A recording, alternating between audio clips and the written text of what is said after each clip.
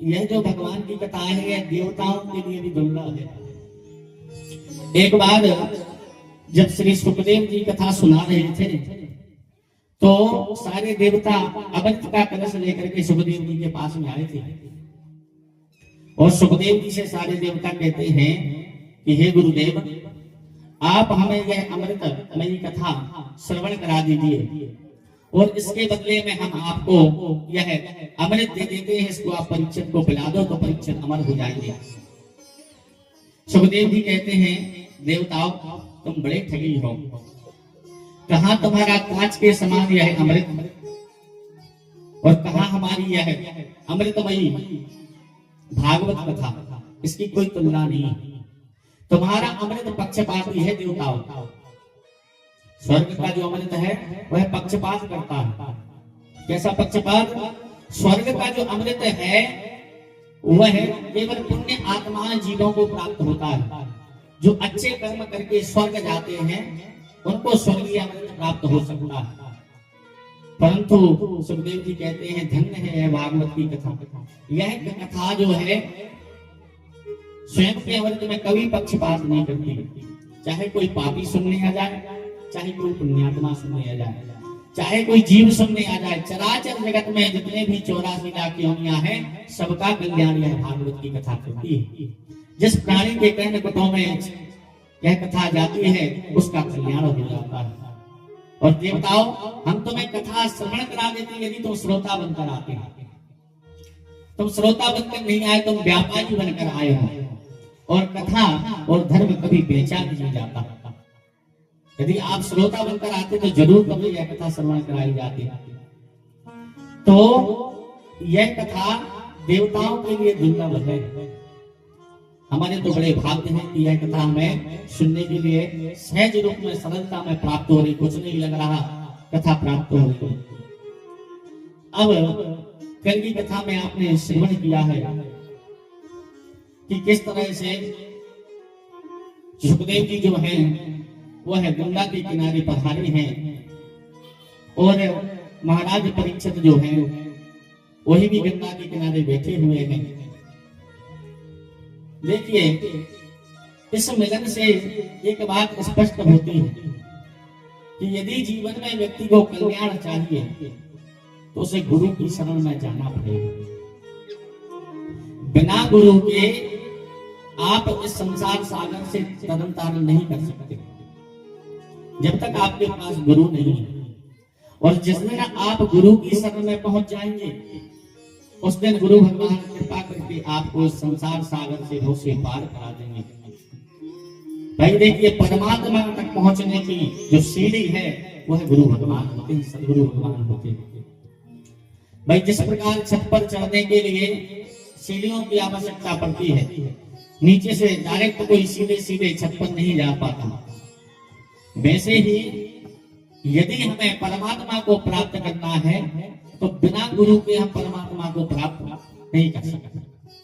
इसलिए हर व्यक्ति को जीवन में गुरु जरूर बनाना चाहिए और गुरु बना करके उनके जो वाक्य हैं, उनके जो मंत्र हैं, उनको श्रवण करके उनके आचार विचारों पर चल करके जो वो बताएं वह क्रिया करके हम मोक्ष प्राप्त कर सकते हैं, भगवान को प्राप्त कर सकते हैं।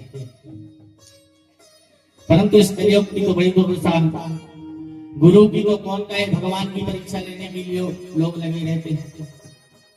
लेते हैं कि नहीं लेते? भाई यदि किसी का कुछ खो जाए, चोरी हो जाए, रास्ते में कुछ गिर जाए तो सबसे पहले तो भगवान ही पे दोष। गलती हमने की और फिर हम हनुमान जी के यहाँ जाकर के, भगवान के यहाँ जाकर के यही कहते हैं यदि आप सत्य के हो तो हमारा ऐसा सामान मिल जाना चाहिए शाम तक। अरे भाई, भगवान के आपका सामान ढूंढने के लिए बने और आपका सामान नहीं मिलेगा तो आप कहेंगे बताओ है नहीं, वो तो पत्थर है। तो आज कलयुग में भगवान की भी बड़ी समस्या है, लोग उनकी परीक्षा लेने के लग जाते हैं। एक व्यक्ति था, वह बड़ा ज्ञानी था, अपने आप को ज्ञानी समझता था, होशियार था, ज्यादा बुद्धि वाले होते ना, कई लोग ज्यादा समझदार होते हैं, समझदार होना ठीक है, अच्छी बात है, सबको समझदार होना चाहिए, लेकिन ज्यादा समझदार होना बड़ी खतरनाक बीमारी है। कई ज्यादा ज्ञानी और ज्यादा समझदार बन जाते हैं। जैसे एक गांव में एक व्यक्ति ज्यादा समझदार था। उसने एक अपने मित्र को बुलाया और कहा चलो हम भगवान की गलतियां ढूंढते हैं। भगवान ने इस संसार को बनाने में क्या क्या गलतियां की हैं, हम उन गलतियों को ढूंढेंगे। उसने कहा ठीक है चलो।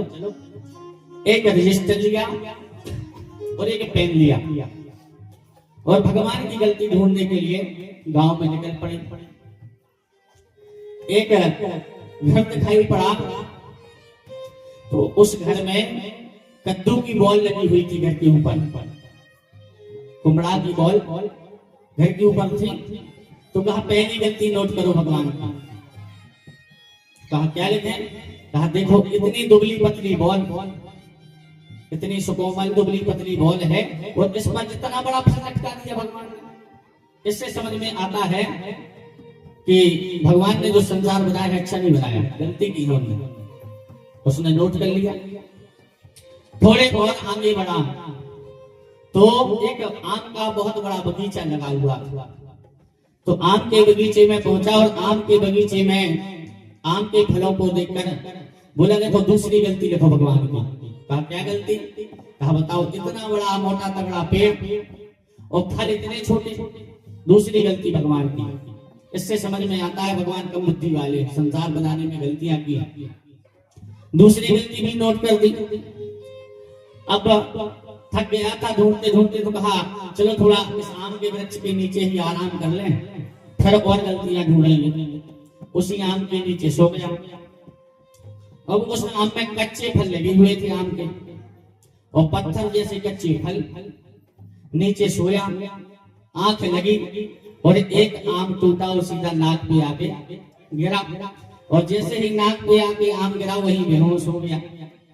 अब वो बेचारा साथ वाला घबरा गया, पानी की व्यवस्था नहीं थी, पानी ढूंढा किसी तरह, उसके चेहरे पर पानी डाला, उसकी बेहोशी खुली। तो कहा क्या हो गया भाई, बेहोश कैसे हो गए थे? तो कहा सबसे पहले तो तू दोनों गलतियां काट।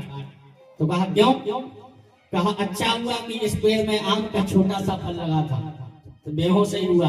यदि इसमें कद्दू की तरह बड़ा फल होता तो आज हमारा राम नाम सत्य ही हो जाता। बोलो वृंदावन बिहारी लाल की।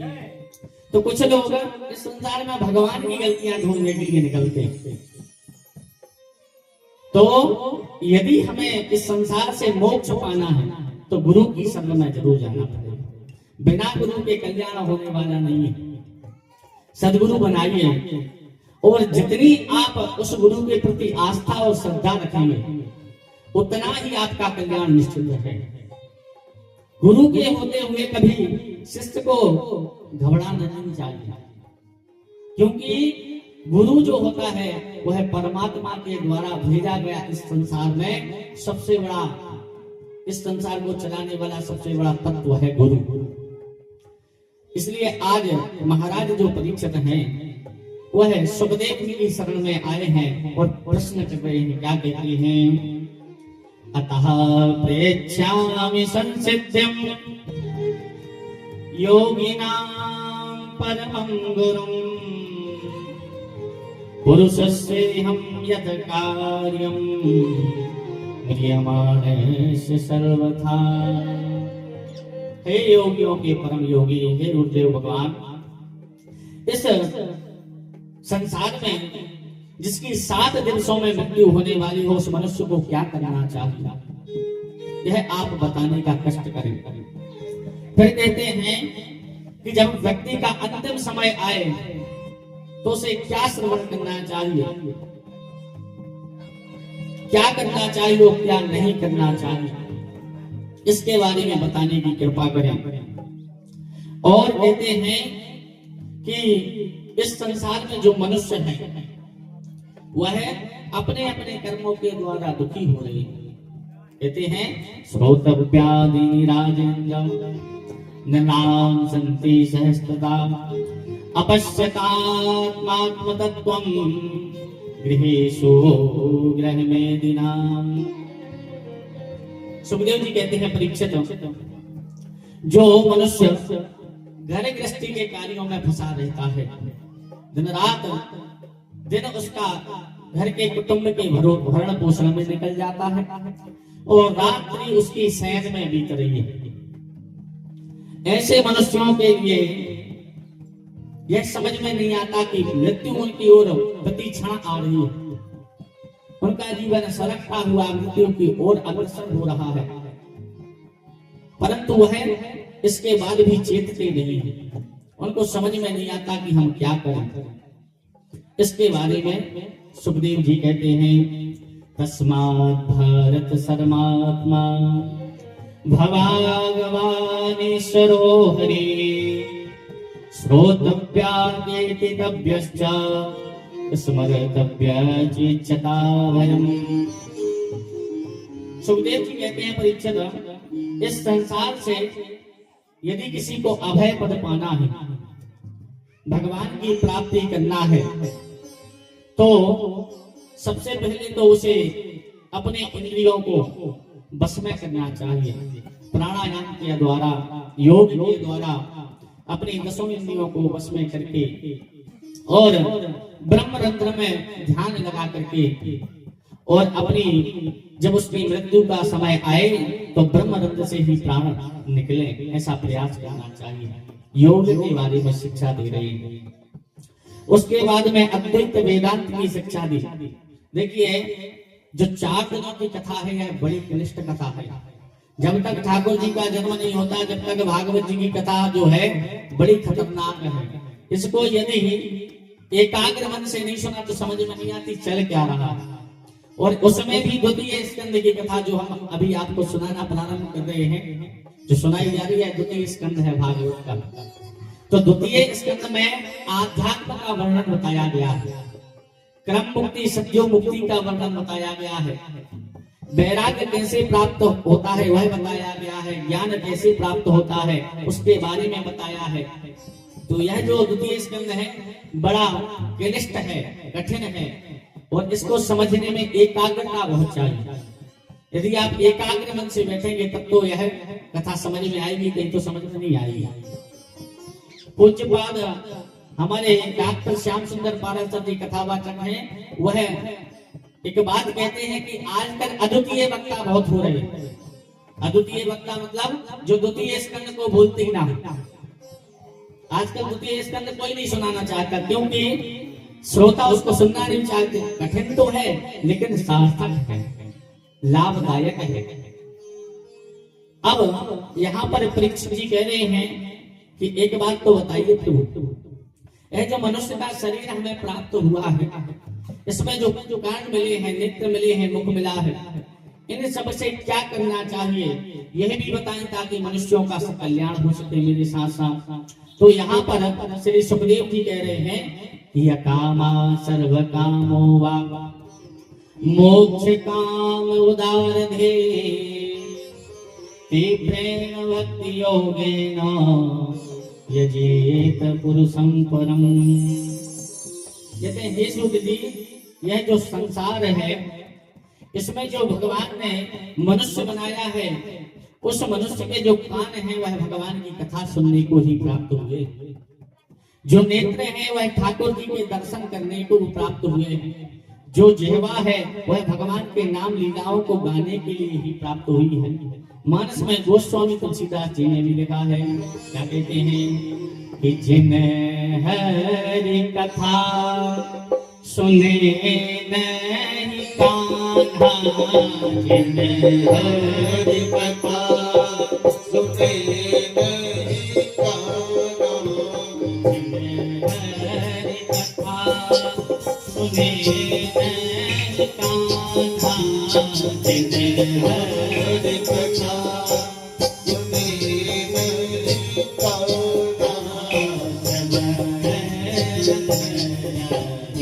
भवन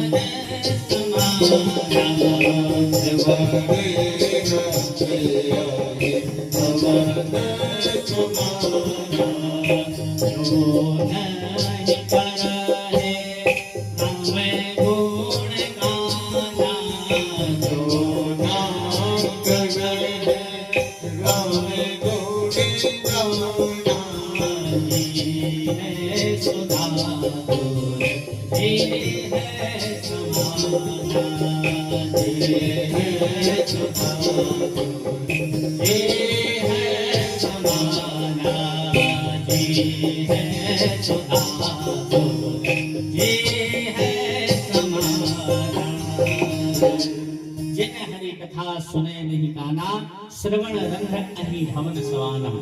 जिस मनुष्य के कानों से मनुष्य ने भगवान की कथाओं को श्रवण नहीं किया, उसके जो कान है सांप के बिल के समान है।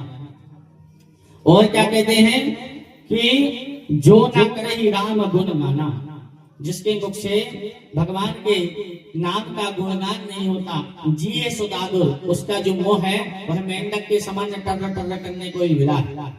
दिन रात इसकी बुराई उसकी बुराई, दिन रात पंचायतों में बैठ करके इसकी पंचायत उसकी पंचायत में लगे रहते हैं, परंतु भगवान का नाम कोई नहीं लेना चाहता। उस मनुष्य का जो मुख है वह मेंढक के समान बताया है गोस्वामी जी ने।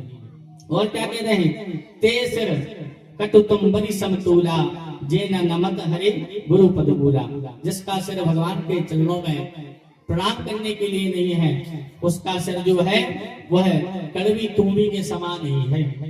इस प्रकार से बता रहे हैं कि जो मनुष्य का शरीर है, यह शरीर में जितने भी अंग हैं भगवान की प्राप्ति करने को ही प्राप्त हुए। उसके बाद में पुनः परीक्षित जी ने प्रश्न किया, कहा हे गुरुदेव एक बात बताइए, इस सृष्टि जब निर्माण हुई तो कैसे निर्माण हुई, इसके बारे में कुछ हमें बताइए। सुखदेव जी कहते हैं तुमने बड़ा अच्छा प्रश्न पूछा है हे परीक्षित। जब भगवान नारायण अपने वैकुंठ लोक में शेष शैया पर शयन करके उनकी निद्रा खुलती है, तो उन्हें सृष्टि निर्माण के बारे में सोचने का अवसर प्राप्त होता है। वह सोचते हैं कि अब हम सृष्टि बनाएंगे। तो सबसे पहले जब सृष्टि निर्माण होता है तो उसमें भगवान नारायण के द्वारा उनके नाभि कमल से ब्रह्मा जी की उत्पत्ति होती है। और जब ब्रह्मा जी की उत्पत्ति हुई तो ब्रह्मा जी चारों ओर देखने लगे, मैं कौन हूँ, मैं कहां से आया हूँ, यह सोच रहे हैं। चारों ओर देखा तो ब्रह्मा जी के चार मुख हो गए। देखा मैं कमल पर बैठा उत्पन्न हुआ हूँ, यह कमल का जो जड़ है जो मूल है यह कहां से आ रहा है। देखते देखते नीचे जा रहे हैं पता लगाने के लिए कि यह कमल की जो नाल है वह कहां से आ रही है, परंतु हजारों वर्ष हो गए, नाल का कोई अंत नहीं मिला। वापस आ गए ब्रह्मा जी। ब्रह्मा जी को आकाशवाणी हुई, ब्रह्मा तुम तप करो और तप के द्वारा ही मुझे प्राप्त कर पाओगे। ब्रह्मा जी तप करने लगे और तप करते करते एक दिन भगवान नारायण प्रसन्न होकर के ब्रह्मा जी को दर्शन दिए और सर्वप्रथम ब्रह्मा जी को चतुश्लोकी भागवत का ज्ञान दिया, वेदों का ज्ञान दिया। जिस चतुश्लोकी भागवत के द्वारा ब्रह्मा जी ने अनेकों ग्रंथों का निर्माण किया। सबसे पहले जो भागवत है यह 4 श्लोकों में ही थी। जिस भागवत को मैं परीक्षित को मैं सुना रहा हूं, यह भगवान नारायण के द्वारा ब्रह्मा जी को प्राप्त हुई और ब्रह्मा जी ने नारद जी को चतुश्लोकी भागवत प्रदान की और उन नारद जी के द्वारा ही मुझे यह चतुश्लोकी भागवत प्राप्त हुई थी, जिससे मैंने 4 श्लोकों की इस भागवत को 18,000 श्लोकों के रूप में परिणत कर दिया। बोल वृंदावन में हरि लाल की। तो यह जो चतुश्लोकी भागवत है, इसी से ही ब्रह्मा जी ने सारी सृष्टि और ज्ञान का निर्माण किया। कौन सी है चतुश्लोकी भागवत? सुखदेव जी कह रहे हैं, अहमेवासमेवाग्रे नान्यद यत् सत्सत्परम् पश्चादहं यदेतच्च योगशिष्येत सोऽस्म्यहम्। अहमेवासमेवाग्रे, अहम एव अग्रे। इस श्लोक में भगवान कहते हैं कि जब यह संसार नहीं था तब भी मैं ही था। इस संसार में कुछ भी नहीं था, ना पृथ्वी थी, ना आकाश था, ना वायु थी, ना जल था, ना थल था, ना ब्रह्मा थे, ना कोई जीव थे। इस संसार में कुछ भी नहीं था। तब भी मैं ही था। तो एक प्रश्न उठा कि जब कोई नहीं था और कुछ भी नहीं था, भाई कुछ तो होगा तब तो सृष्टि बनेगी। भाई यदि जो कुम्हार होता है, कुंभकार होता है, वह घड़ा बनाता है, सुराही बनाता है और मटका बनाता है, तवा बनाता है, चिलम बनाता है, लेकिन उसके पास कुछ तो होता है बनाने के लिए, मिट्टी तो होती है। भाई मिट्टी होगी तभी तो कुछ बनेगा। और भगवान आप कह रहे हैं कि जब इस संसार में कुछ भी नहीं था तब भी मैं था। भाई कुछ तो होगा जब तो आपने सृष्टि की निर्माण की। नहीं कहा कुछ भी नहीं था, तो कहा फिर सृष्टि की निर्माण कैसे हुई? जब कुछ भी नहीं था। तो कहा जब कुछ नहीं था मेरे पास था ही नहीं कुछ बनाने के लिए, इसलिए मैं ही खुद बन गया। भगवान की इच्छा हुई एको हम बहुत श्याम, एक से अनेक होने की जब इच्छा हुई तो भगवान स्वयं ही सृष्टि बन गए। यह जो प्रकृति दिखाई पड़ रही है, इस चराचर जगत में हर प्राणी में हर जगह चेतन चेतन रूप में परमात्मा ही है, परंतु वह दिखाई नहीं देता। तो कहते हैं अहमेवास्मैवाग्रे नान्यद् यत् सत् सत्परम्। जब यह सृष्टि नहीं थी तब भी मैं था, इस सृष्टि के रूप में भी मैं हूं, और जब यह सृष्टि नहीं रहेगी तब भी मैं ही रहूंगा। जैसे यदि उदाहरण से हम समझें तो जैसे सोना होता है, भाई जमीन से जब निकलता है तो स्वर्ण होता है, फिर उस सोने का ले जा करके जौहरी के पास जब वह सोना आता है तो जौहरी उसको ठोक पीट करके गहना बना देता है, लेकिन फिर भी वह क्या होता है? सोना ही होता है। और फिर जब उसको बेचने के लिए कोई जाता है तो जौहरी उसको गर्म करके उसको गला देता है, फिर क्या बचता है? सोना ही बचता है। तो जिस प्रकार आभूषण बनने के पहले स्वर्ण था, आभूषण में भी स्वर्ण है, और जब आभूषण नहीं होगा तब भी स्वर्ण ही रहेगा। इसी प्रकार परब्रह्म परमात्मा ने यह सृष्टि जब नहीं थी तब भी वही थे, इस सृष्टि के रूप में ही भगवान है, और जब यह सृष्टि नहीं रहेगी तब भी भगवान ही रहेंगे। तो यह ब्रह्म तत्व के बारे में समझाया है।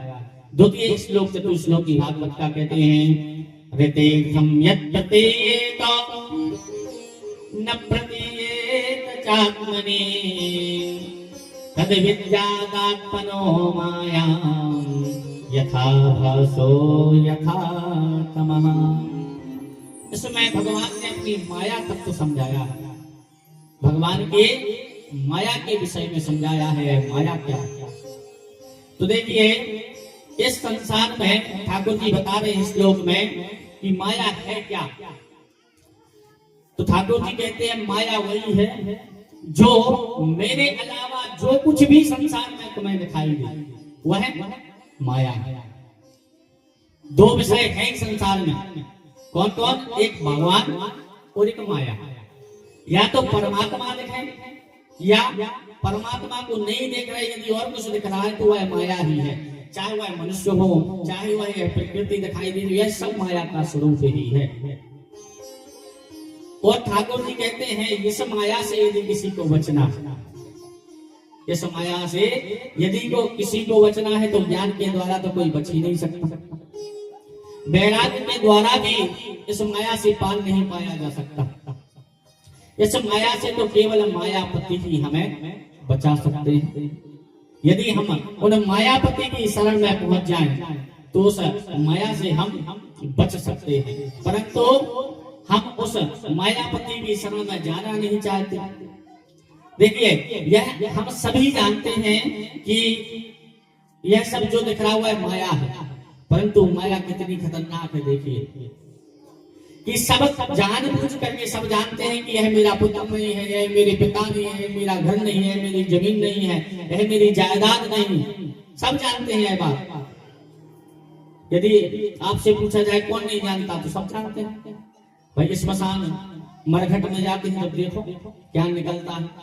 यदि कोई व्यक्ति गांव का व्यक्ति कोई समाप्त हो जाए और जब उसकी लकड़ी में लोग जाते हैं तो जैसे ही उस स्मशान की भूमि के अंदर व्यक्ति प्रवेश होता है वहीं उसका ज्ञान निकलने लगता है। देखो भाई कल जीवित था, अच्छा घूम फिर रहा था, आज मर गया। इस संसार में कुछ नहीं है, यह सब माया है, जबरदस्ती इसमें फंसे हैं।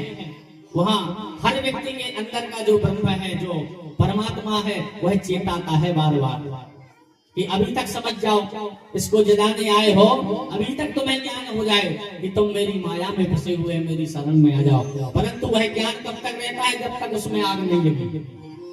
और जैसे ही आग लगी, परिक्रमा हुई, लकड़ी फेंकी उसके ऊपर, तुरंत फौरन बच जाता है। हाँ, भोजन बन गए कि नहीं बन गए? तो कहा लकड़ी में गए, हाँ वो तो हो गई, लकड़ी हो गई, जला दिया उसको, आ रहे हैं कहा कि भोजन करेंगे, जल्दी भोजन बना। वहां सारा ज्ञान मरघट से निकलते ही सारा ज्ञान समाप्त हो जाता है। बोलो राधे राधे। तो यह जो माया है बड़ी खतरनाक है। कबीरदास जी ने बड़ा सुंदर इस माया के विषय में एक भजन कहा है। कबीरदास जी कहते हैं, यह जो माया है यह महाठगनी है। क्या कहते हैं? यह माया महाठगनी है। इसको जानने के लिए तो ठाकुर जी की शरण ही है जो उसको बचा सकती है, इससे बचा सकती है। क्या कहते हैं? माया महाठगनी हमें जानी, माया महाठगनी हमें जानी, माया महाठगनी हमें जानी, माया महाठगनी हमें जानी।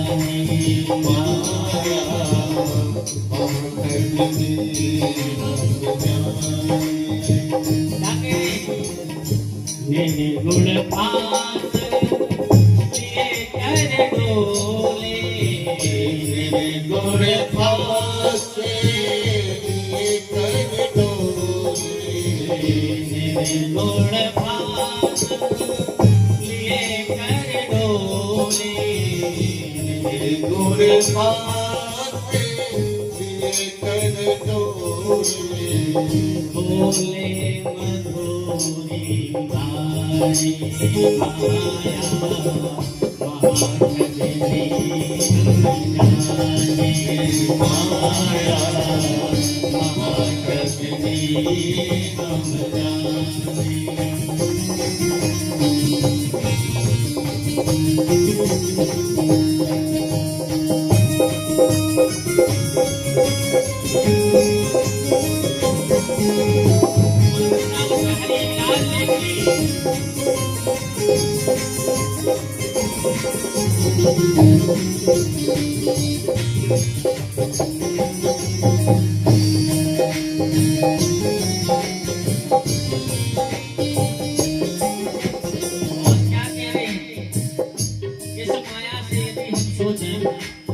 ज्ञान के द्वारा हम भगवान को प्राप्त कर लेंगे और माया हमें छोड़ देगी तो नहीं। क्या कहते हैं? के सबके कमला हुई बैठी, सबके कमला हुई बैठी। देखिए वहां भी नहीं छोड़ रही, भगवान नारायण के यहाँ लक्ष्मी बनकर बैठी है। यदि हम सोचें कि वहां पहुंचने के बाद माया नहीं पकड़ पाएगी तो वहां से भी नीचे पटक देती है। क्या कहते हैं? के सबके कमला हुई बैठी,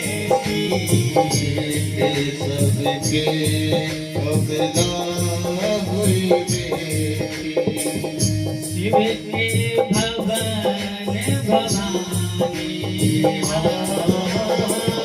शिव के भवन भवानी, माया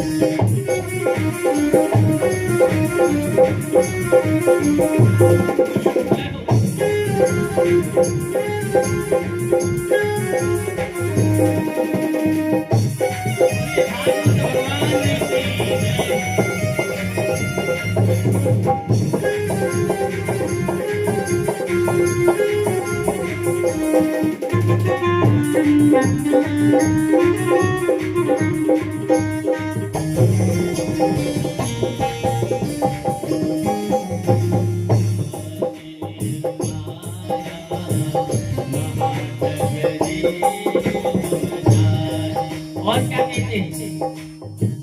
सोचते हैं कि हमें मंदिर में भगवान दिख रहे हैं। भाई हर व्यक्ति सोचता है कि भगवान हो, लेकिन भगवान हमें कब दिखेंगे? जब हमारे अंदर निष्काम भक्ति होगी।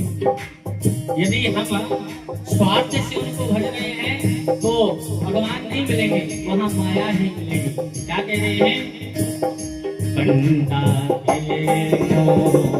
रची हुई बैठी, बंदा रची हुई बैठी,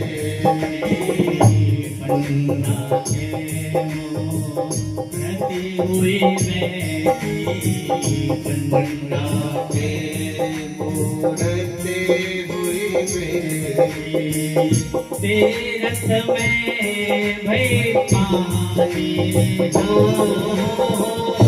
तीरथ में भई पानी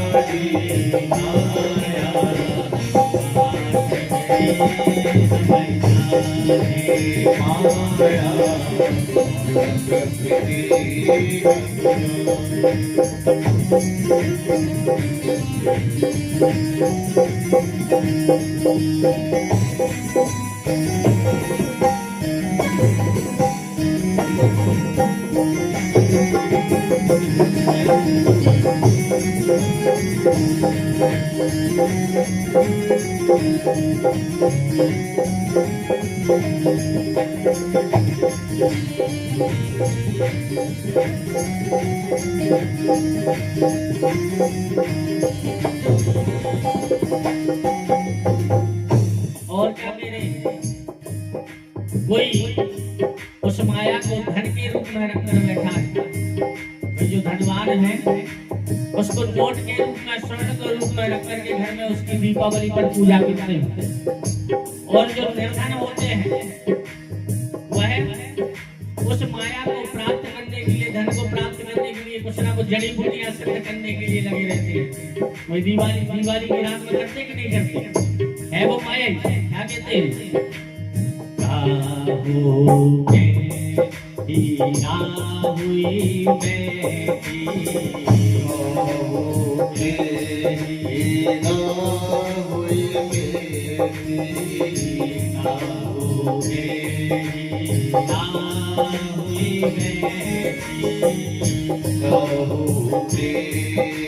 हीरा हुई बैठी, काहो के कौड़ी कारी, काहो के कौड़ी कारी, माया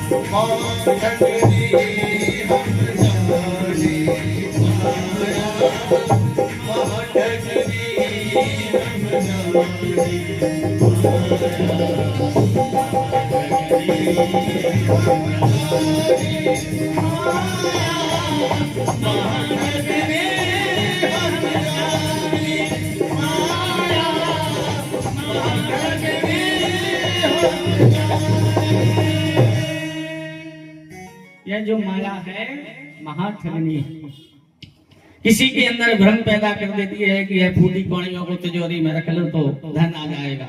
यह माया जी है। भगवान ठाकुर जी के यहाँ लक्ष्मी के स्वरूप में, शंकर भगवान के यहाँ भवानी के स्वरूप में विराजमान है माया जी है। तो इस माया से यदि किसी को पार पाना है तो उस माया से पार ठाकुर जी के चरण ही है जो इस माया से पार लगा सकते हैं। परंतु हम ठाकुर जी के चरणों में भी जाते हैं तो माया ही लेने के लिए जाते हैं। बड़ा दुर्भाग्य। भाई ठाकुर जी के यहाँ जाएंगे तो यही नहीं बोलते कि ठाकुर जी 1 एकड़ में बटरा बोया है, यदि 2 लाख का बिक गया तो 2000 रुपए का कलाकंद तुम्हें चढ़ाएंगे। भाई वहां भी माया ही मांग रहे हो, माया ही चढ़ाने की बात कर रहे हैं। तो यह जो माया है इसमें हम नित्य उलझते हुए जाते हैं, कभी इससे निकलते नहीं। तो ठाकुर जी ने बताया कि इस माया से कोई पार नहीं पा सकता। तृतीय श्लोक कहते हैं यथा मेहन्ति भूतानि भूतेषु त्वावचेष्वनो प्रविष्टान्य प्रविष्टानि तथा तेषु न तेष्वहम्। इस श्लोक में भगवान ने जगत तत्व का वर्णन किया। भगवान कहते हैं ये जो पंच महाभूत हैं क्षिति जल पावक गगन समीरा, यह इन पांचों तत्वों को मैंने ही प्रकट किया है और इन्हीं पांचों तत्वों के द्वारा ही इस सृष्टि का निर्माण हुआ है। चतुर्थ श्लोक में कहते हैं एतावदेव जिज्ञास्यं तत्त्व जिज्ञासनात्मना अनभ्यव्यतिरेकाभ्याम यस्या सर्वोत्तमामिति। इस श्लोक में भगवान ने मुक्त होने के विषय में बतलाया है कि इस संसार से जो जिज्ञासु महापुरुष होते हैं वह कैसे ग्रंथों का आश्रय लेकर के, शास्त्रों का आश्रय लेकर के मुक्ति को प्राप्त करते हैं। और कहते हैं इन 4 श्लोकों का जो नित्य प्रति पाठ करता है, इस चतुश्लोकी भागवत का जो नित्य प्रति पाठ करता है उसको ठाकुर जी जरूर एक बार दर्शन देते हैं। इसलिए हर मनुष्य को इन भागवत के 4 श्लोकों का नित्य प्रति पाठ करना चाहिए। इन्हीं चतुश्लोकी भागवत से ही मेरे पिताजी वेद व्यास जी ने 18,000 श्लोक बनाए, सुखदेव जी राजा परीक्षित से कह रहे हैं। उसके बाद में भागवत के 10 लक्षणों के विषय में बताया है कि भागवत में 10 लक्षण होते हैं, इसके बारे में बताया। अब उसके बाद में महाराज जो परीक्षित हैं वह सुखदेव जी से प्रश्न करते हैं कि हे सुखदेव जी, हमें यह बताइए कि हमारे जो दादा थे और कौरवों के साथ में जो हमारे दादाओं का युद्ध हुआ, दुर्योधन आदि दादाओं के साथ में, वह कैसे हुआ, उसका क्या कारण था, यह सब बताने की कृपा कीजिए। तो सुखदेव जी कहते हैं कि परीक्षित, एक बार जब महाराज राजा जो धृतराष्ट्र थे वह अंधे तो थे ही, परंतु पुत्र मोह में और ज्यादा अंधे हो गए थे। पहले तो जब वेद अध्ययन करके 5 पांडव घर वापस आए तो उनको लाक्षा भोज में जलाकर मारना चाहा, परंतु विदुर जी की कृपा से वह जीवित वापस आ गए। फिर उनका राज्य आदि छीनने के लिए इन्होंने एक जुए का कार्यक्रम बनाया। उसमें युधिष्ठिर जी पांडवों को बुलाया और जुआ खेलने के लिए बैठ गए। शकुनी मामा के छल भरी पांसों से यह सारा जो राज्य था वह सब हार गए। उसी में द्रौपदी को भी इन्होंने दाव पर लगा दिया और दुशासन जो था बड़ा क्रूर था, उसने भरी सभा में दुर्योधन की जो लाज लूटनी चाहिए, परंतु ठाकुर जी भगवान श्री कृष्ण की कृपा से परीक्षित, तुम्हारी जो दादी द्रौपदी है उनकी लाज बची थी। इस प्रकार से बता रहे हैं और कहते हैं कि हे परीक्षित, यह जो महाभारत का युद्ध है इसका सबसे बड़ा कारण यही था कि जुए में सब कुछ हारने के बाद एक शर्त रखी गई थी कि 12 वर्ष का वनवास, 1 वर्ष का अज्ञातवास पूरा करके जब आओगे तो तुम्हें सब कुछ लौटा दिया जाएगा। परंतु पंचों पांडव वहां से वापस आ गए और जब उन्होंने कहा धृतराष्ट्र महाराज से कि हमारा राज्य हमें वापस कर दो, तो महाराज धृतराष्ट्र ने राज्य देने से मना कर दिया। अब जब राज्य देने से मना कर दिया तो भगवान श्री कृष्ण को दूत बना करके युधिष्ठिर जी ने पहुंचाया है कि आप जाइए, यदि ऐसे नहीं देंगे तो चाहे युद्ध करना पड़े। भाई नीति की बात देना चाहिए, बात हो गई थी। तो भगवान श्री कृष्ण दूत बन करके युधिष्ठिर दुर्योधन के यहाँ जाते हैं और दुर्योधन से कहते हैं कि तुम्हारे ना चाहने योग्य जो तुमने अत्याचार किए हैं उनको भी पांडवों ने भोगा है, और अब न्याय की बात यही है कि उनको राज्य लौटा दो, और यदि राज्य नहीं भी लौटा सकते तो सूचक ग्राम नैव दास्यामि विना सभा 5 गांव दे दो। दुर्योधन कहता है 5 गांव तो छोड़ो, सुई की नोक के बराबर भूमि भी नहीं दूंगा, यदि चाहिए तो युद्ध करो। भगवान श्री कृष्ण कहते हैं जैसी तुम्हारी इच्छा, भाई तुम्हारी युद्ध की इच्छा है तो वही ठीक, बता देंगे, हम तो दूत हैं। दुर्योधन कहता है कन्हैया भोजन कर लो। कन्हैया कहते हैं मैं भोजन तो अवश्य करता, लेकिन दो शर्तों में भोजन होता है। एक तो खिलाने वाली में प्रेम है, दूसरा भूख लगी हो। तो ना मुझे भूख लगी है और ना तुम में प्रेम है, इसलिए तुम्हारे यहाँ भोजन नहीं। आज तो मैं काका विदुर जी के यहाँ भोजन करूंगा। जैसे ही विदुर जी ने सुना ठाकुर जी हमारे यहाँ भोजन करेंगे, तुरंत ही विदुर जी भोजन की व्यवस्था करने के लिए निकल गए। यहाँ दुर्योधन को बहुत समझाया भगवान ने कि देखो युद्ध होगा, तुम्हारे पक्ष के भी लोग मारे जाएंगे, वहां से भी लोग मारे जाएंगे, हजारों लोग मरेंगे, इसलिए युद्ध अच्छा नहीं होता। मान जाओ 5 गांव दे दो, इतने में भी पांडव संतुष्ट रहेंगे। परंतु दुर्योधन तो अत्याचारी, और कहते हैं जब व्यक्ति का नाश आता है तो उसकी बुद्धि भ्रष्ट हो जाती है। तो दुर्योधन का भी नाश ही इस पास में आ गया, इसलिए उसकी भी बुद्धि भ्रष्ट हो गई, जो भगवान श्री कृष्ण की बात को नहीं मान रहा। अब यहाँ पर ठाकुर जी चल दिए और काका विदुर जी के यहाँ पहुंचे, और विदुर जी ने महाराज युधिष्ठिर को, महाराज धृतराष्ट्र को बहुत समझाया। महाराज धृतराष्ट्र समझाते हुए विदुर जी कह रहे हैं कि कन्हैया की बात मान लेनी चाहिए।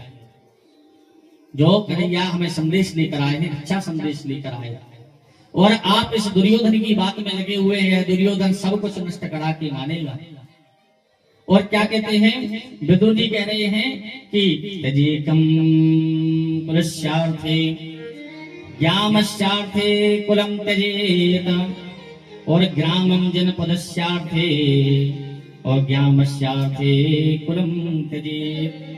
बड़ा सुंदर व्याख्या करते हैं कि एक व्यक्ति यदि बुरा होगा तो वो गांव की सफलता के लिए, सुरक्षा के लिए उसका त्याग कर देना चाहिए। और कहते हैं जनपद की रक्षा के लिए गांव का त्याग कर देना चाहिए। विदुर नीति का ज्ञान देते हैं। परंतु इतने में दुर्योधन वहां आ जाता है, और दुर्योधन कहता है कि यह बताएगा, यह दासी का पुत्र विदुर यह बताएगा हमें क्या करना है, और नाना प्रकार से गालियां देने लगता है विदुर जी को, बुरा भला कहने लगता है। विदुर जी कहते हैं देखो हम मंत्री हैं, और सलाहकार हमें यदि बनाया है तो हम तो अच्छी सलाह देंगे। यदि तुम्हारे हिसाब से बोलेंगे तो वह राज्य नष्ट हो जाता है जो मंत्री मधुर भाषा बोलने लगता है। गोस्वामी जी कहते हैं सचिव वैद गुरु तीन जो, प्रिय बोलई भय आस, राज धर्म तन तीन कर होई बेगन नाश। सचिव, वैद और गुरु,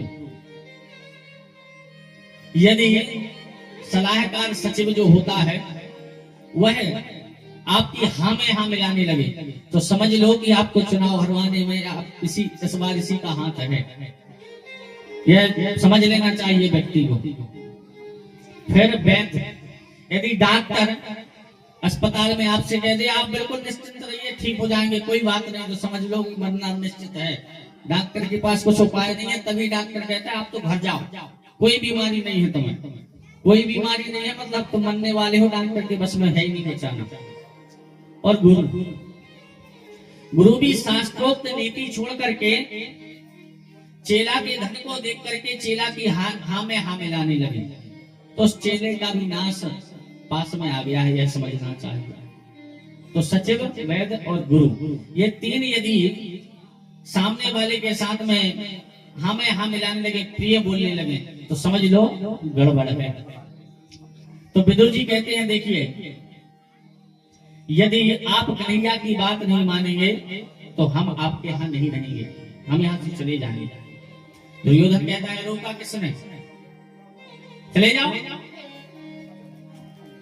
और दुर्योधन कहने लगा हमें पता है क्यों जाना चाहते हो, तुम कन्हैया की पांडवों की ओर से लड़ना चाहते हो। विदुर जी कहते हैं ऐसा नहीं, मैं उन लोगों की तरह नहीं हूं कि तुम्हारे पक्ष में जीवन भर नमक तुम्हारा खाया और युद्ध सामने वाले के हाथ से करूं, ऐसा नहीं करूंगा। धनुष बाण वहीं रख दिए। और विदुर जी कहते हैं अब मैं ना तुम्हारी ओर से युद्ध लड़ूंगा और ना पांडवों की ओर से युद्ध लड़ूंगा। सुखदेव जी कहते हैं परीक्षित, यह विदुर जी कौरवों को छोड़कर नहीं जा रहे, कौरवों के पुण्य ही जा रहे हैं। इन्हीं विदुर जी की कृपा से ही अभी तक कौरव जीवित थे। इनकी साधना के कारण ही कौरवों पर कोई संकट नहीं आ रहा था। तो है जो विदुर जी नहीं जा रहे हैं, कौरवों के पुण्य ही जा रहे हैं। इसके बाद में कौरव जो है उनकी गत होने वाली है। तो विदुर जी अपनी विदुर नीति का उपदेश दे करके वहां से निकल आए और यहाँ ठाकुर जी जो है वह विदुर जी के घर जा रहे हैं। रास्ते में रथ से घूमते घूमते घूमते हुए ठाकुर जी विदुर जी के यहाँ पहुंचे। और जब विदुर जी के यहाँ पहुंचे तो विदुर तो घर में थे नहीं, बेचारे व्यवस्था करने गए थे कि कन्हैया भोजन करेंगे तो उनके लिए कुछ साग सब्जी खरीद लो। गेट खटखटाया तो विदुरानी ने गेट खोला और जैसे ही विदुरानी ने गेट खोला तो देखती रह गई कन्हैया सामने। समझ में नहीं आया क्या किया जाए। कन्हैया ने कहा काकी क्या अंदर नहीं बुलाओगी? तो तुरंत अंदर बुलाया और अंदर बुला करके आसन बिछाना भूल गई। आओ कन्हैया बैठो। और हवड़ दबड़ में यह भूल गई क्या करें, पानी दें, क्या खिलाएं, क्या पिलाएं, सब कुछ भूल गई, सुध बुध भूल गई। कन्हैया को बैठाया, केले रखे हुए थे घर में, विदुरानी को कुछ नहीं मिला, केले मिले, केलों को लेकर आई।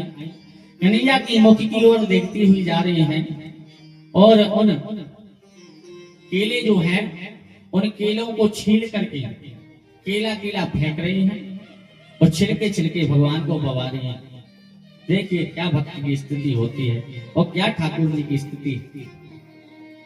भक्त जो है यदि प्रेम से भाव से भगवान को समर्पित करे, कुछ भी हो केवल भाव हो। विदुरानी के हाथ से ठाकुर जी उन छिलकों को इतना स्वाद लेकर खा रहे हैं जितना केलों में भी स्वाद नहीं आता। तो ठाकुर जी कहते हैं मुझे कुछ नहीं चाहिए, मैं केवल भाव का भूखा हूं। कहते हैं भाव का भूखा हूं मैं और भाव ही एक सार है। ओ भाव से जो भजता मुझे तो हो से बेड़ा पार है। केवल भाव से हमें कोई भी वस्तु, पत्रम पुष्पम फलम तोयम, जो कुछ हो तुम्हारे पास, जरूरी नहीं है कि आप मिष्ठान ही लेकर आओ, फल ही लेकर आओ। आप पे पुष्प बने तो पुष्प लेकर आओ, पत्ते बने तो पत्ते चढ़ाओ, जो चढ़ाना हो, जो तुम्हारी इच्छा हो, परंतु भाव से चढ़ाइए, सरल हृदय करके चढ़ाइए। देखिए सरलता में भगवान बहुत जल्दी प्रसन्न होते हैं। जो सरल व्यक्ति होता है तो उस सरलता में भगवान सरल भक्तों पर बहुत जल्दी कृपा करते हैं। एक बड़ा सुंदर भक्त हुआ है। एक गांव में एक केवट था। वह जो केवट था बड़ा सीधा और बड़ा सच्चा सरल था। हर बात में कहता मैं कुछ नहीं जानता, रघुनाथ जी जाने। हर बात में कहता जो भी सामग्री लाता रघुनाथ जी को भोग लगाओ फिर हम खाएंगे। कोई कुछ बात कहता तो हर बात में यही कहता मैं कुछ नहीं जानता, रघुनाथ जी जाने। एक दिन उस केवट के घर में विवाह था। उसे अपने पुत्र का विवाह करना था। बेचारी के पास धन नहीं था तो उसने सोचा साहूकार के यहाँ जाएं। गांव के जो साहूकार जिम्मेदार व्यक्ति थे जो धन देते थे ब्याज पर, उनके यहाँ गया और कहता है साहूकार जी हमें अपने बेटे का विवाह करना है, आप कुछ धन उधार दे दो, हम आपको ब्याज सहित लौटा देंगे। तो साहूकार ने कहा ठीक है, लेकिन ब्याज इतना इतना लगेगा, ध्यान रखना, सबसे पहले ब्याज दूंगा फिर धन मोल लूंगा। तो कहा ठीक है, आप जितना ब्याज लगाए हमें मंजूर है, केवल धन दे दो। साहूकार ने पैसे दे दिए। पैसे लेकर के घर आया। घर में बड़ा सुंदर उसने अपने बेटे का विवाह किया। अब रोज नाव चलाता, थोड़े थोड़े पैसों को इकट्ठा करता और वह थोड़े थोड़े पैसे इकट्ठे कर करके उसने उतने पैसे जोड़ लिए जितने साहूकार से लिए थे और उसका ब्याज भी जोड़ लिया। लेकर साहूकार के यहाँ गया। कहा साहूकार जी आपके हम पैसे वापस करने के लिए आए, अपना हिसाब किताब मिला ले। और हमें बता दें कितना आपका हिसाब किताब हुआ। उन्होंने हिसाब किताब मिलाया, बताया इतना इतना हो गया है। कहा ठीक है। साहूकार ने बिल बनाया और कहा देखो पढ़ लो इसको अच्छे से। तो वह कहने लगा साहूकार जी मुझे तो पढ़ना लिखना आता ही नहीं, तुमने जो लिखा सही नहीं लिखा होगा और मैं कुछ नहीं जानता, मैं तो रघुनाथ जी जानते हैं। अब साहूकार के मन में कपट आ गया, यह तो कुछ जानता ही नहीं, यदि हम इसमें कुछ भी ना लिखें, इसके संगत में कपट कर दें तो भी कुछ नहीं होगा क्योंकि यह पढ़ा लिखा नहीं है। तो साहूकार ने कहा एक गिलास पानी भर के लाओ अंदर से। उसको पानी भरने भेज दिया, बेचारा चला गया। इतने में साहूकार ने पर्ची बदल दी और जिस पर्ची पर वह सब हिसाब किताब लिखा था उसको अलमारी में रख दी और एक ऐसे ही पर्ची कुछ भी लिख के उसको दे दी। अब बेचारा वह केवट उस पर्ची को लेकर के घर आ गया। उसने समझा वही हिसाब किताब की पर्ची है, उसने आकर के रख दी। अब रख दी, कुछ दिन हो गए जब साहूकार ने कहा भाई मेरे पैसे दे दो। तो कहा मैंने तो आपके पैसे एक एक पाई लौटा दी है। कहा नहीं, किसको दी, क्या सबूत है तुम्हारे पास? उसने पर्ची लाया, निकाल करके गांव वालों को दिखाई, भैया देखो हमने इनके एक एक रुपए पाई पाई जमा करके चुका दिए हैं और ये कह रहे हैं पैसे नहीं। इन्होंने ये पर्ची बिल बना करके दिया था हमें। गांव वालों ने पर्ची पढ़ी, पर्ची में कुछ लिखा होता पता चले, उसमें तो कुछ नहीं लिखा था। गांव वालों ने कहा इसमें तो कुछ नहीं लिखा। तो वह केवट कहता है मैं कुछ नहीं जानता, रघुनाथ जी जानते हैं। अब यह जो साहूकार था कहने लगा मुझे तो मेरे पैसे चाहिए, अभी दो, इसी वक्त ला कर दो, और नहीं दोगे तो मैं थाने में रिपोर्ट कर दूंगा। साहूकार ने जाकर रिपोर्ट कर दी। अब अदालत में केस पहुंचा। अदालत में जैसे ही केस पहुंचा तो वहां पर जज साहब ने बुलाया, केवट से पूछा भाई तुम इनके पैसे क्यों नहीं दे रहे हो? तो कहा जज साहब मैंने साहूकार जी की एक एक पाई लौटाई, मैंने एक एक रुपया एक एक धेरा जमा कर करके इनका सारा धन लौटाया है, परंतु है पता नहीं क्यों झूठ बोल रहे हैं, मैं नहीं जानता। तो कहा कोई सबूत है? तो वो पर्ची दिखाई, कहा इसमें तो कुछ नहीं लगा। तुमने किसके सामने पैसे दिए थे, कोई था वहां? तो इसकी तो आदत थी। कहा मेरे और साहूकार जी और इन दोनों के बीच में केवल रघुनाथ जी के अलावा और कोई नहीं था। तो जज साहब को लगा रघुनाथ नाम का कोई व्यक्ति होगा। तो जज साहब ने कहा ठीक है तुम जाओ। उस व्यक्ति को भेज दिया। अब साहूकार को पता था कि दो तो थे ही, तीसरा कोई था नहीं। तो अब क्या होगा, अगली पेशी में तो पैसे देने पड़ेंगे, तो नहीं तो उसकी जमीन ले लेंगे। अब उसने जज ने जो वहां पर सम्मन ले जाने वाले बैठे थे उनको बुलाया, इधर आओ, और रघुनाथ जी के नाम से सम्मन लिखा गया आज कोर्ट में, और कहा इसको जाकर वह केवट जिस रघुनाथ के बारे में कह रहा था यह सम्मन ले जाकर के उसको दे दो। अब वह जो सम्मन था हाथ में लिया, जज के उस कर्मचारी ने गांव पहुंचा, पूछा भाई रघुनाथ नाम का यहाँ कौन रहता है? तो लोगों ने कहा भाई इस गांव में रघुनाथ नाम का तो कोई व्यक्ति नहीं। हाँ एक मंदिर जरूर है रघुनाथ जी का। पूरे गांव में खोजता खोजता परेशान हो गया, उसे भी समझ में नहीं आया। कहा कोर्ट जाएंगे तो जज साहब डांटेंगे। तो उसने उस पर्चे को मोड़ा और जाकर के रघुनाथ जी का जो मंदिर था उसके पुजारी को है पर्चा दे दिया और वहां से चला गया। पूछा पुजारी जी ने क्या है? तो कहा कुछ नहीं, हम नहीं जानते, आप तो इसको ले लो, दस्तखत कर दो बस हमारे इस रसीद पर। दस्तखत करवा लिए पुजारी जी के, चले गए। पुजारी जी ने खोल कर देखा तो कहा रघुनाथ जी के नाम का वारंट वो है, सम्मन आया है, कोर्ट में पेशी है रघुनाथ जी की। पुजारी जी कहते वाह ठाकुर जी आजकल कोर्ट भी जाने लगे, बताओ पेशी है, सम्मन आ गया आपके नाम का। तारीख डली थी। पुजारी जी ने उस तारीख अपनी डायरी में नोट कर ली, इस तारीख को रघुनाथ जी कोर्ट जाएंगे। तो उसने अच्छा श्रृंगार किया पुजारी जी ने ठाकुर जी का, रघुनाथ जी का, और श्रृंगार करके उनको सजा धजा दिया। पेशी प्रारंभ हुई और जब पेशी प्रारंभ हुई तो जज साहब ने केवट को बुलाया और वहां पर कोर्ट में हाजिरी लगी, रघुनाथ हाजिर हों। तो जब हाजिरी लगी तो एक व्यक्ति वहां से सामने आते हुए दिखाई देने लगा। और जब व्यक्ति सामने आया तो उसको कटघरे में बुलाया, भाई तुम्हारा नाम क्या है? कहा हमारा नाम रघुनाथ तो है। अच्छा, रघुनाथ से तुम्हारा नाम? कहा रघुनाथ नाम, क्या बात है? तो क्या क्या तुम्हारे सामने पैसे दिए थे केवट ने साहूकार को? कहा हमारे सामने 1-1 रुपया दिया है इसने। अब तो साहूकार झूठा साबित हो गया। साहूकार को भी समझ में नहीं आ रहा ये है कौन जो सामने खड़ा है और गवाही भर रहा है। अब साहूकार कुछ कह भी ना पाए। वह कह रहा रघुनाथ नाम है हमारा, मेरे सामने पैसे दिए। अब गवाही हो गई, केस जीत गया केवट, सब चले गए। जज साहब ने केवट को अंदर बुलाया अपने केबिन में, पूछा कि भाई इसको जानते हो? ये व्यक्ति जो आया था यह कौन था? तुम्हारे गांव का ही होगा? तो केवट कहने लगा कि मैं उस व्यक्ति को नहीं जानता कौन था। तो कहा तुम नहीं जानते? तो कहा मैं नहीं जानता, भाई रघुनाथ जी जरूर जानते होंगे कौन था। अब फिर रघुनाथ जी तो साथ में लेकर के जज साहब उस व्यक्ति को गांव में गए, पूरे गांव में ढूंढा, लेकिन वह व्यक्ति कहीं दिखाई नहीं पड़ा।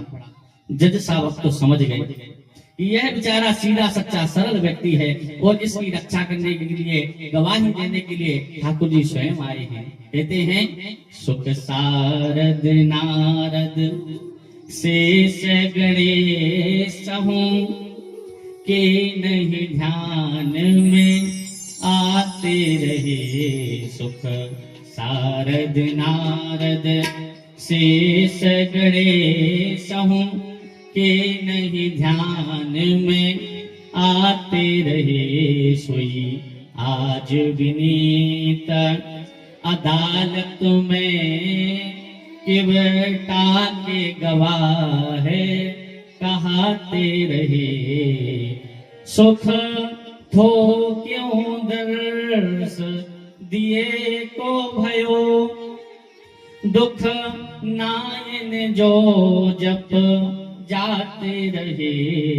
कुर्सी पे बना जज बैठा रहा, कुर्सी पे बना जज बैठा रहा। रघुनाथ खड़े समझाते रहे।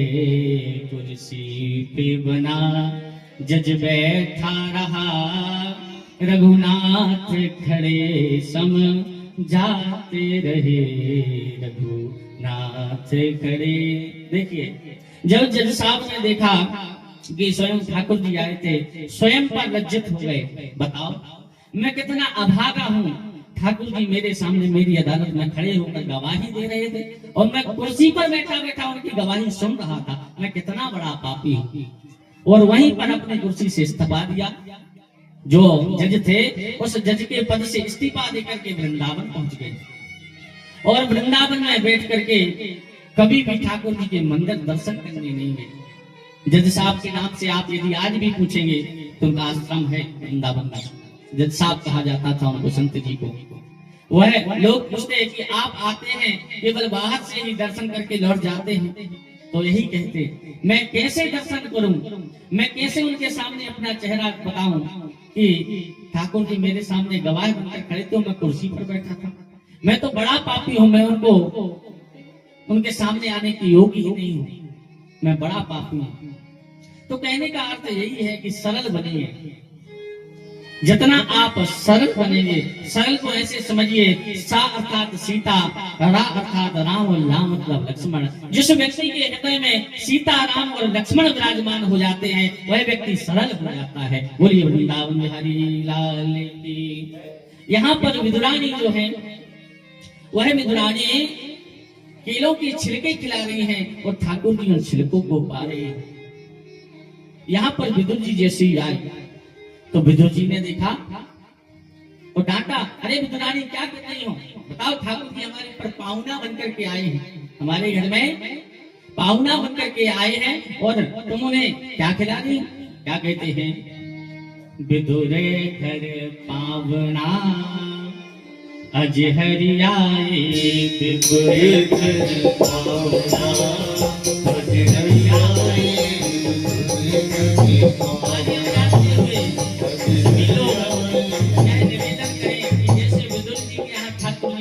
काश हमारे घर में एक बार ठाकुर जी आ जाए और हमारे हाथों से भोजन को पाए, हम बनाए और ठाकुर जी खाए, ऐसा निवेदन। और तालियां बजाते हुए बड़े मन से विदुरे करे पावना हरि हरि आई। हरे हरे पावना हरि हरि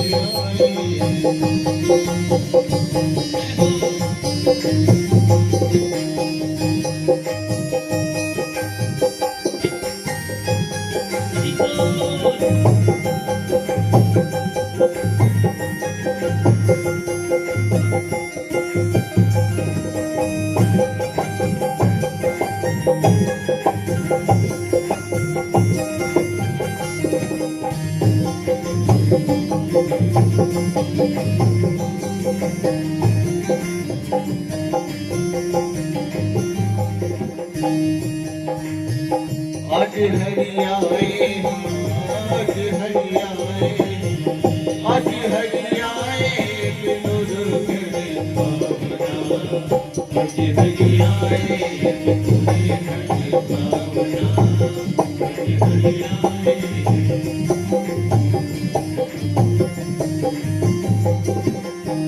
विदुर नहीं घर में विदुरानी, विदुर नहीं घर में विदुरानी, विदुर नहीं घर में विदुरानी, विदुर नहीं घर में विदुरानी। आवत देखी सारंग प्राणी, आवत देखी सारंग प्राणी, आवत देखी सारंग प्राणी, आवत देखी सारंग प्राणी। होली अंग सभा में नचता, होली अंग सभा में नचता, भोजन कहाँ निभावना। हरि हरि आए, विदुर करे पावना। हरि हरि आए, विदुर करे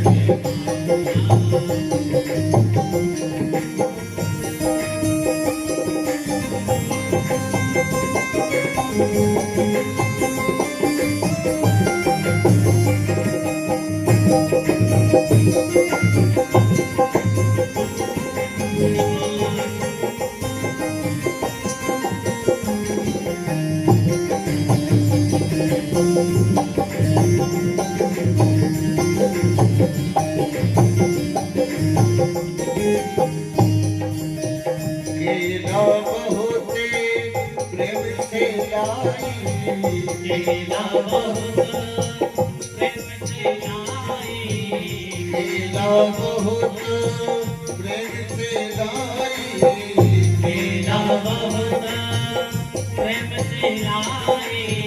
गिर गिर सब देख गिराई, गिर गिर सब देख गिराई, गिर गिर सब देख गिराई, गिर गिर सब देख गिराई। छिलका देख श्याम मुख माही, छिलका देख श्याम मुख माही, छिलका देख श्याम मुख माही, लागे बहुत सुहावना। हरि हरि आए, विदुर करे पावना। हरि हरि आए, विदुर करे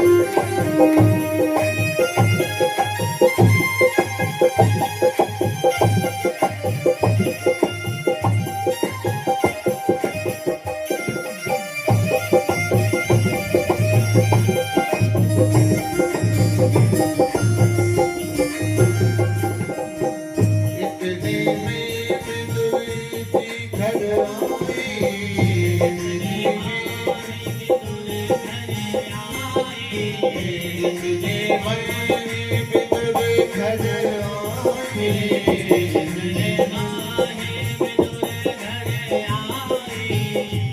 और खोटे वचन सुनाए, हरि और खोटे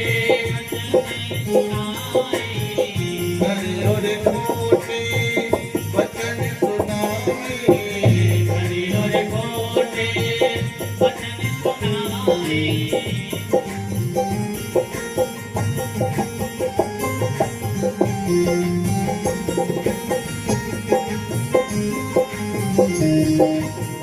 कहे कृष्ण जी सुनो विदुर जी, कहे कृष्ण जी सुनो विदुर जी, कहे कृष्ण जी सुनो विदुर जी, वो स्वामी नहीं आवरा, हरि हरि आए विदुर गण आवरा, हरि हरि आए विदुर गण आवरा,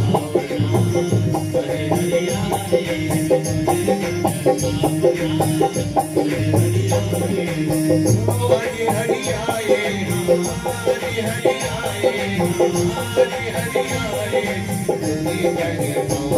हरि हरि आए, हरि हरि आए,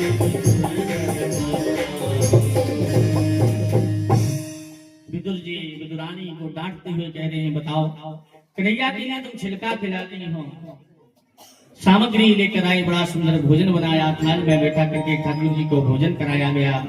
ठाकुर जी कह रहे हैं, विदुर जी आपने बड़ा सुंदर पकी पकवान बनाए, सो तो ठीक है, परंतु काकी के जो छिलकों में स्वाद था वह आपके इन पूरी पकवानों में स्वाद नहीं है, क्योंकि काकी भाव से पवा रही है। अब ठाकुर जी वहां से वापस आ गए, फिर महाभारत का युद्ध हुआ। सुखदेव जी कहते हैं, परीक्षित अभी एक बात बताओ, और तुम क्या सुनना चाहते हो? कहा, प्रभु आपने षष्ठी वर्णन की प्रक्रिया अधूरी ही छोड़ दी थी, केवल ब्रह्मा जी तक बताया, आगे कुछ बताया नहीं, वही बताने का कष्ट करें। सुखदेव जी कहते हैं कि परीक्षित, भगवान नारायण के नाभि कमल से सबसे पहले ब्रह्मा उत्पन्न होते हैं। ब्रह्मा को चतुश्लोकी भागवत का वेदों का ज्ञान देकर के षष्ठी वर्णन निर्माण के लिए कहते हैं। ब्रह्मा जी ने सबसे पहले सनक सनंदन सनातन सनत कुमार 4 ऋषियों को उत्पन्न किया। उन ऋषियों ने उत्पन्न होते ही ब्रह्मा जी से पूछा क्या करना है, तो कहा सृष्टि का निर्माण करिए। उन्होंने कहा हम नहीं करेंगे, सृष्टि का निर्माण करने में यदि हम फंस जाएंगे तो जीवन भर के लिए ही फंस जाएंगे, इसलिए हम नहीं करेंगे।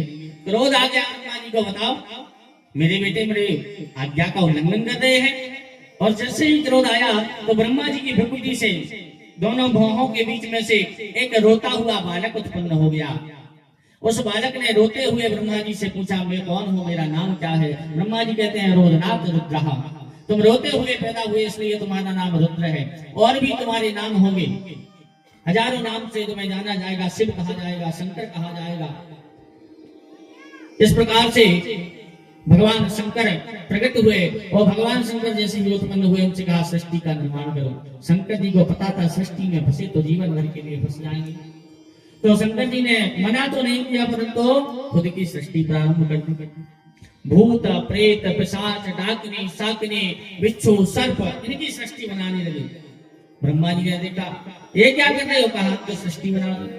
कैसी कैसी सृष्टि बना रहे हो, कहा मैं तो यही आती है, यदि बनवाना है तो यही बना सकते हैं, और कोई सृष्टि हमें बनानी नहीं आती।